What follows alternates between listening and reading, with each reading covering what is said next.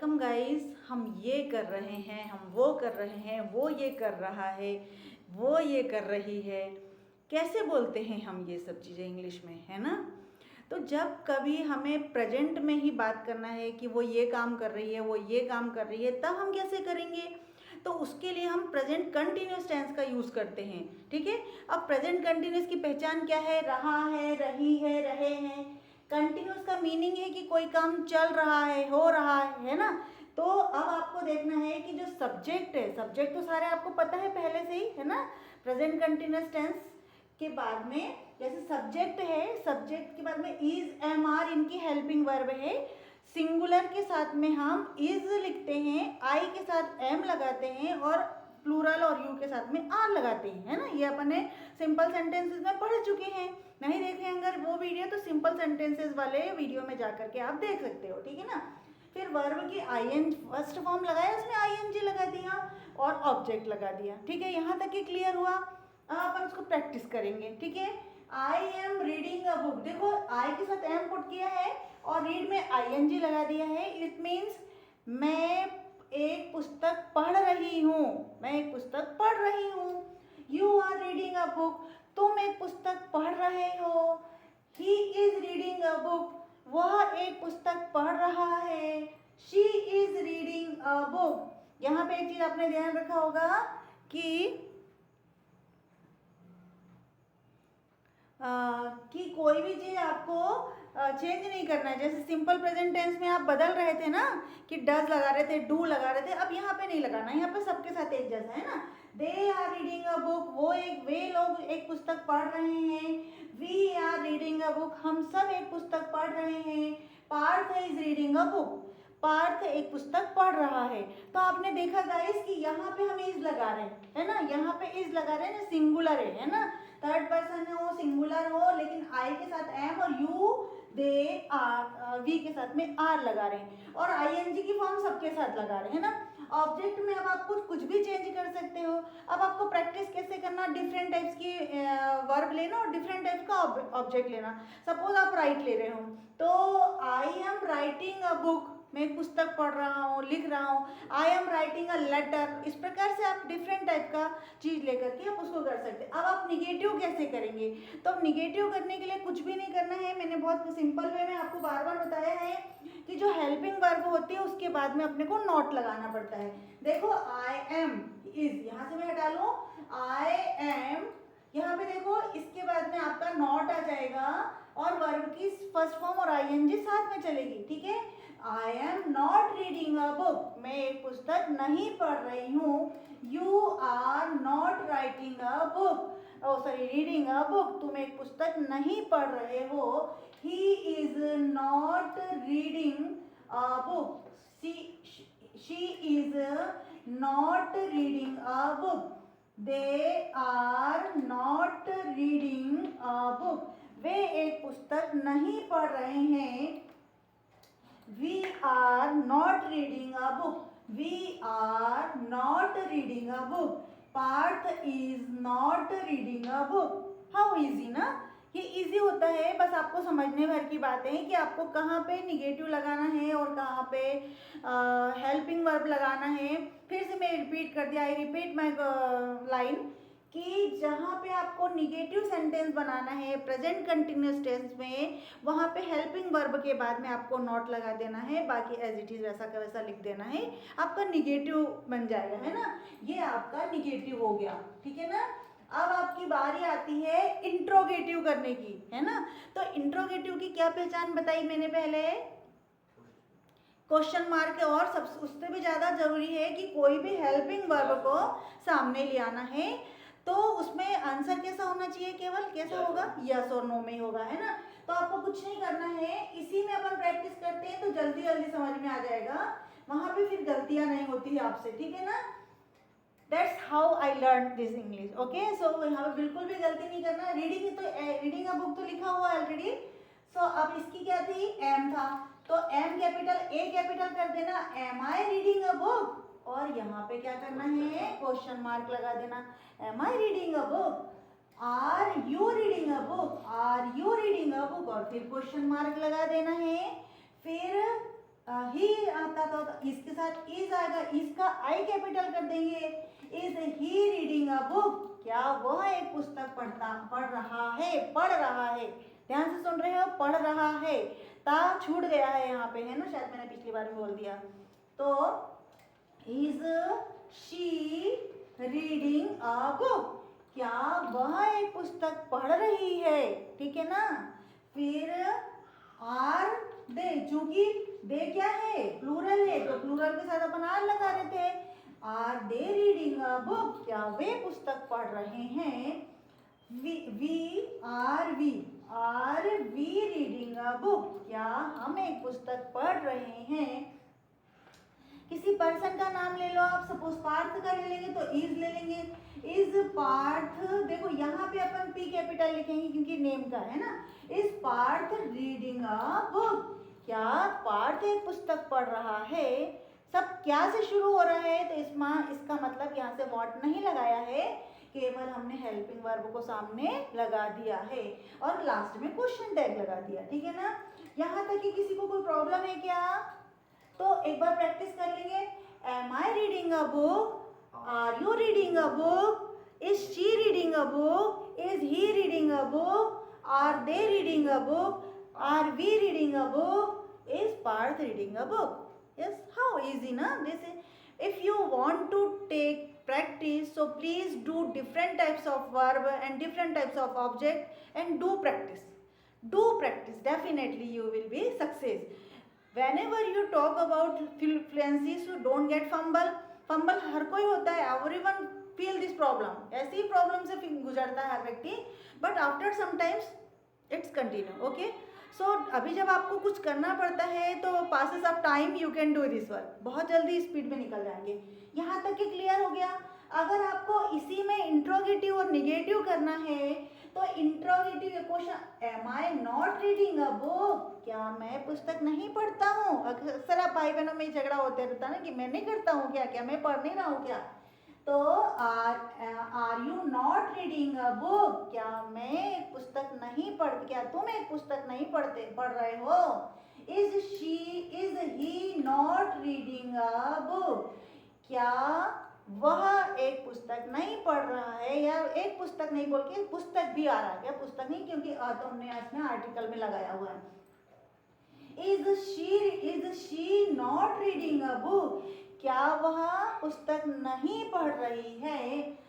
Are they not reading a book, क्या वे पुस्तक नहीं पढ़ रहे हैं। Are we not reading a book, हम पुस्तक नहीं पढ़ रहे हैं। Is Parth not reading a book, क्या पार्थ पुस्तक नहीं पढ़ रहा है। तो ये कुछ भी कठिन नहीं है बेटा इसमें, this is not so difficult as you think, जैसा तुम सोचते हो, है ना। तो बिल्कुल मत सोचो और keep on moving every time you think in English. Like कैसे सोच रहे हो कि when ever you stay in your room and in chair, so that time you can see okay, I am doing such work, I am reading, I am writing, I am cooking, mama is cooking, papa is coming। इस प्रकार से किसी भी प्रकार का verb ले लेंगे और उसके साथ प्रैक्टिस करेंगे तो बहुत जल्दी आपकी फ्लुएंसी हो जाएगी, ठीक है ना।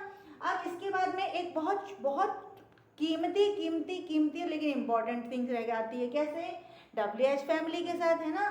तो अगर आपको कोई लेंथी क्वेश्चन बनाना है कि वो क्यों नहीं कर रहा है, वो कैसे आ रहा है, जैसे आप किसी से पूछते हैं ना कि वो कैसे आ रहा है, तो आपको WH फैमिली लगाना पड़ेगा।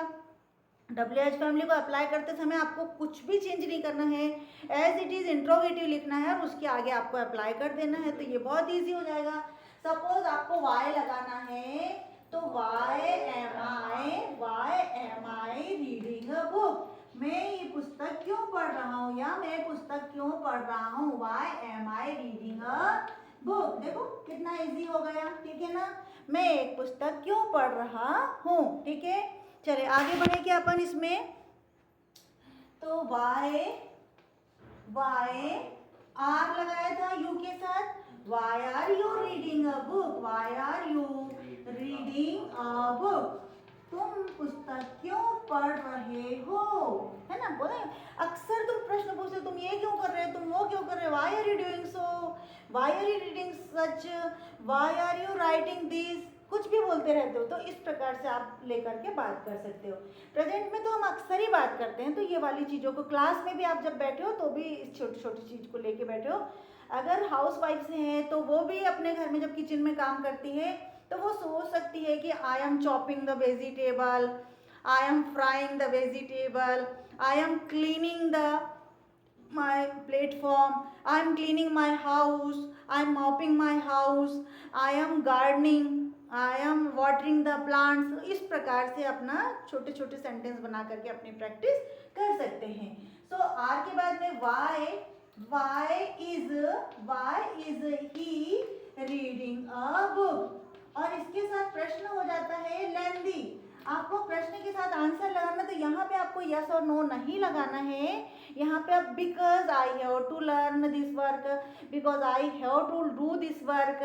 तो बिकॉज मतलब कोई रीज़न आपको यहाँ पे देना पड़ता है। रीज़न आपका कुछ भी हो सकता है, due to your teacher, due to your mamma, due to your interest, आपके इंटरेस्ट के कारण आप पढ़ सकते हो। क्यों पढ़ रहे हो, बहुत सारे रीज़न हो सकते हैं। तो यहाँ पे आपको आंसर में आपको उसका रीज़न देना पड़ता है। अब हम दूसरी WH मेंबर ले लें, वर्ड ले लें, हाउ ले लें, कैसे पढ़ रही है। कभी कभी बच्चे क्या होते हैं, स्लोली पढ़ते हैं, कभी फास्टली पढ़ते हैं, कभी कभी सो के पढ़ जाते हैं, कभी बैठ के पढ़ रहे हैं। तो आप ये भी पूछ सकते हैं कैसे पढ़ रही हो भाई तुम, है ना। कभी कभी कोई प्राइवेट पढ़ रहा है, कोई रेगुलर पढ़ रहा है, तो भी अपन स्टडी के बारे में पूछते हैं ना कि कैसे स्टडी कर रहे हो। तो आप हाउ ले सकते हो। व्हेन आर यू रीडिंग, कब पढ़ रही हो तुम, ये भी पूछ सकते हो। कई प्रकार के, तो व्हेन ले लें एक बार अपन, व्हेन मतलब कब, है ना। व्हेन मीन्स कब होता है, मतलब टाइम बताना पड़ता है आपको। व्हेन के लिए क्या करना पड़ेगा, टाइम बताना पड़ेगा।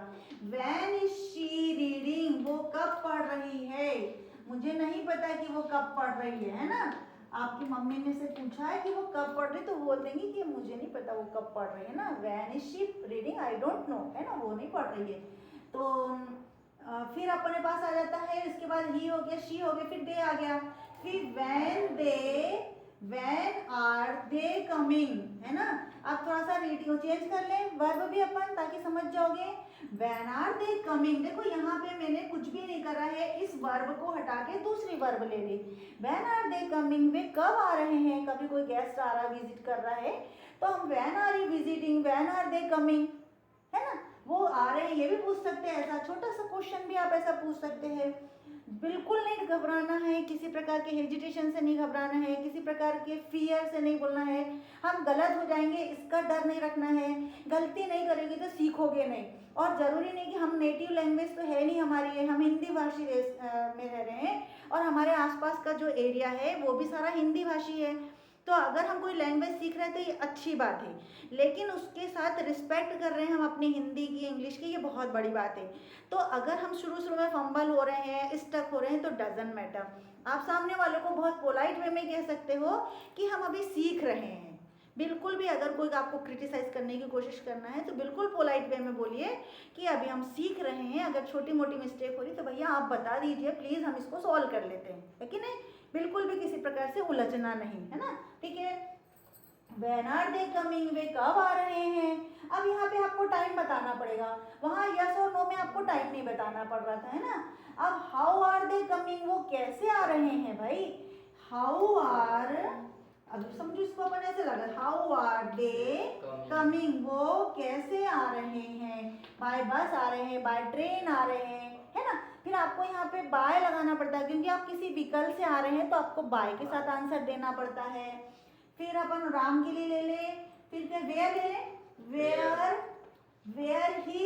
Where is Ram going, where is Ram going. यहाँ पे भी मैंने वर्ब चेंज कर ली, राम कहाँ जा रहा है ना। वेयर मीन्स कहाँ। तो इस प्रकार से आपने देखा कि बहुत सारी वर्ब लेकर भी आप काम कर सकते हो, और बहुत सारी ऑब्जेक्ट लेके भी आप काम कर सकते हो। बिल्कुल नहीं डरना कि हम एक ही वर्ब में, वो तो प्रैक्टिस पॉइंट ऑफ व्यू से अपन उसको समझाते हैं।